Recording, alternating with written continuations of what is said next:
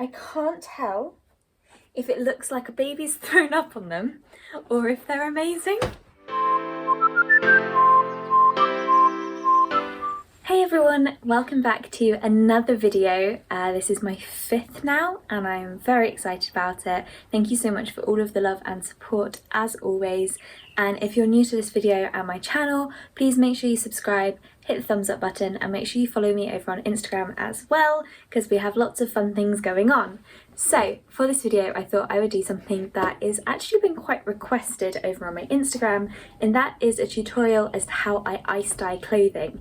This is the first thing I ever ice dyed. It is a Jarrah jumper by Megan Nielsen, just made up of a plain white jersey, which I have then done to make it look like this. And I absolutely love it.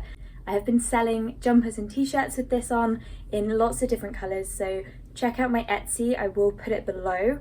So today I'm going to be ice dyeing these.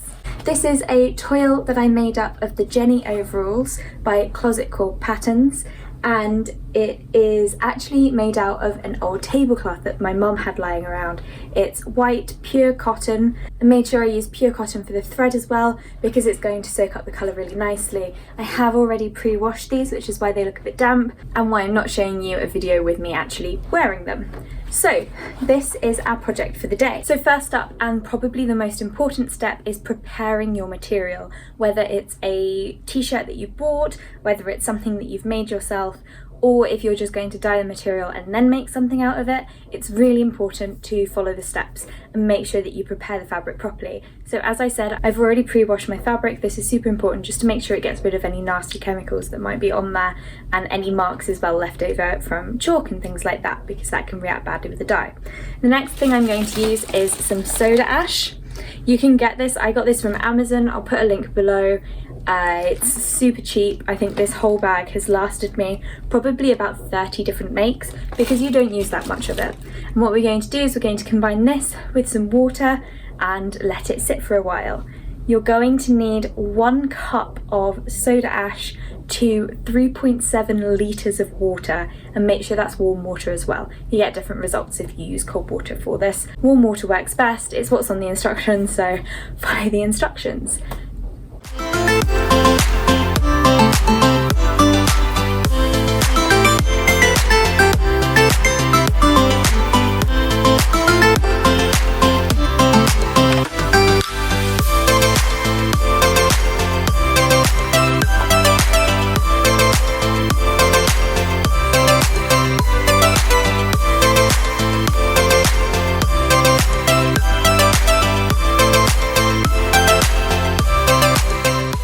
It's been a good 20 minutes, that's such a lie, it's been like an hour. You should leave it for about 20 minutes is the minimum that you want it to soak, and I'm just going to go and rinse this out. When you're handling it, as you saw earlier in the clip, I used the metal thing. Make sure you wear gloves for your hands and wash them straight after. It is a chemical, it can be a little bit nasty, so you don't want to be getting that on your skin, especially when it's wet. So I'm going to go and pull this out, scrunch it so that it gets rid of some of the moisture. We don't need to rinse it or anything like that, and then I will be back to show you the actual exciting bit and you can see what colour I have chosen. I'm excited. I love this bit because this is the fun section. Okay, so I've got my gloves on and I'm ready for the exciting part. So for this you'll need a tray, like for plants, you can get them from the garden centre. A large enough Tupperware would be fine, or a cat litter tray as well. That's how I started out doing it. What we're going to do is you need some kind of mesh or like a cooling rack to put in there, just to raise the level of it so that when the ice melts, the fabric isn't going to be sat in the ice water, it will still be sat on top of the rack. Make sure it's not got any rust or anything on it because that can affect the dyeing process as well. So we've got our tray all set up. The next bit is to make sure you've got all of your stuff ready. So I just have a bag of party ice.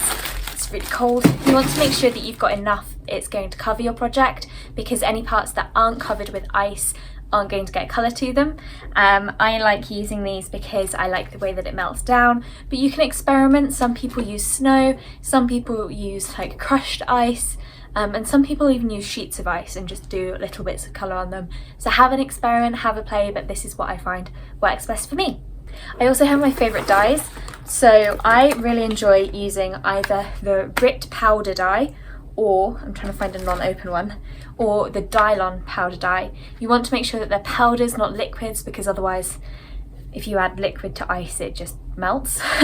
And these have a really strong colour to them, so I think I'm going to make these in teal. I really like them.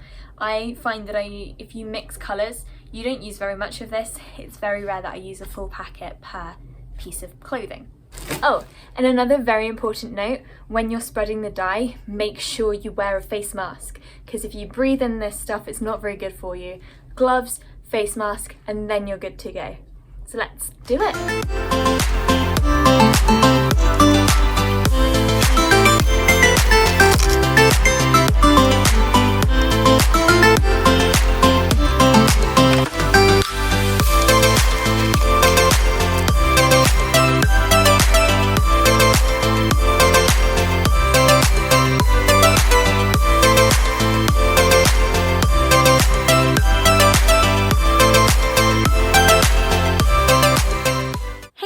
Welcome back. It has been a long and grueling 24 hours waiting for this to settle. I am working just over there, so I spent all afternoon just watching the ice melt, and then this morning kind of staring at it, trying to convince myself not to touch it. You have to leave it 24 hours and don't touch it. Otherwise the dye goes a little bit funny, things can rub off, you stain your hands. It's just not a great time. So I've been very good, I've been very patient, especially because I knew I was filming this, so I had to play by the rules. And I will now show you what it currently looks like. Then we're going to go outside and we're going to wash it out with the hose. You can do it in the sink and use warm water so your hands don't freeze, but the last time I did that I actually broke our sink, so my mum told me that I wasn't allowed to anymore, purely because the amount of pressure I was putting on the bottom of the sink meant that our freestanding sink didn't stand any longer. So what you want to do is you just want to squidge it out, make sure there's no more dye coming, and then we're going to go and put it in the washing machine.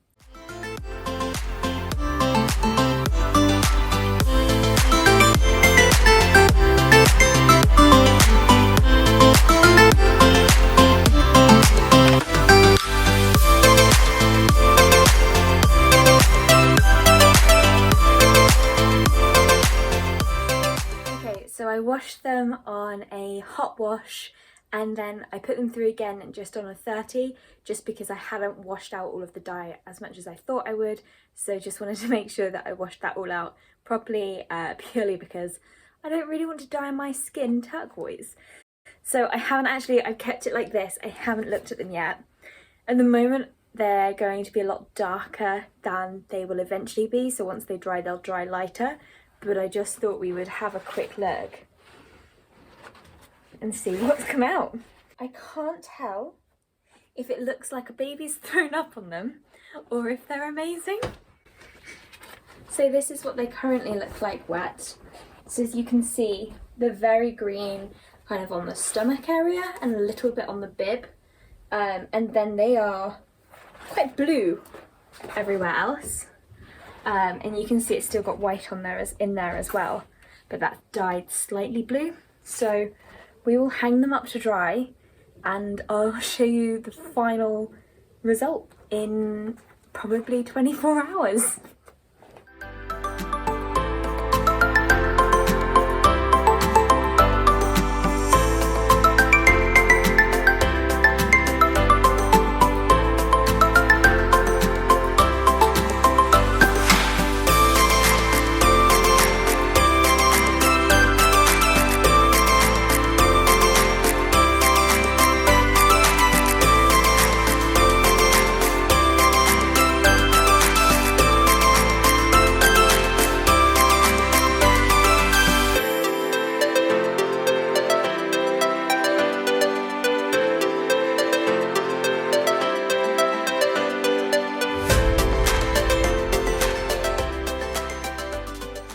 So there we have it. These are my awesome Jenny overalls in my own ice dye technique.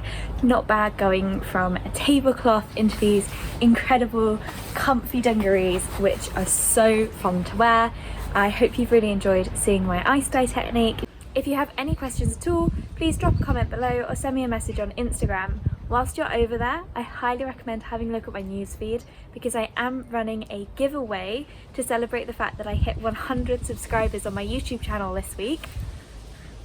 Insane, makes me so happy.